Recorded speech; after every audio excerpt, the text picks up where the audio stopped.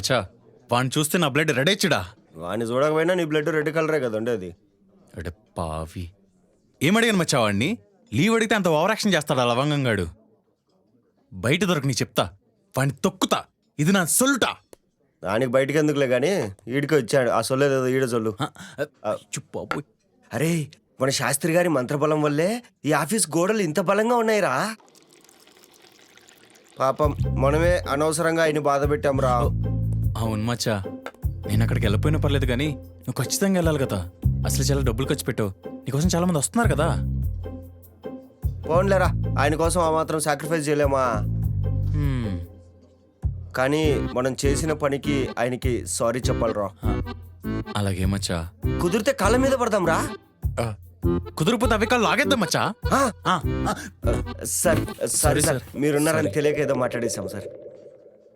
Sorry నేనే చెప్పాలి, నాకు చాలా గిల్టీగా ఉంది. నేను ఈ కంపెనీలో జాయిన్ చేసుకునేందుకు వాళ్ళకుండా అలా గిల్టీ. ఏంటి? ఏం లేదు సార్, ఇందాకేదో గిల్టీ అన్నారు.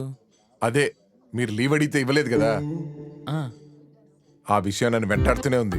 యాడ సార్ కనపడంలా? అందుకే లీవ్ ఇస్తున్నాను, తీసుకోండి. సార్ కాఫీ పత్రం మంది అని వేసారేటి? నిజంగా చెప్తున్నానయ్యా, లీవ్ తీసుకోండి. అవునా sir? Sir sir leave letter ఏమన్నా రాయమంటారా సార్? సూరి, నిషా తర్వాత ఈ ఆఫీస్కి హెడ్ ఎవరు? మీరే. నేనే చెప్తున్నాను, లీవ్ తీసుకోండి. సార్ అసలు మేము లీవ్ ఎందుకు అడుగుతాం తెలుసా? అవన్నీ తర్వాత, ముందు బయలుదేరండి. అయ్యో thank you sir, thank you. Suri, ఏంటి సార్ కొంప తీసి లీవ్ క్యాన్సిల్ చేస్తారా? అయ్యో వద్దు సార్, వద్దు బయటికి సార్. వెళ్తున్నారు కదా, వద్దు ఖర్చులు సార్. కూర్చోండి. Okay okay sir. రారా పదా.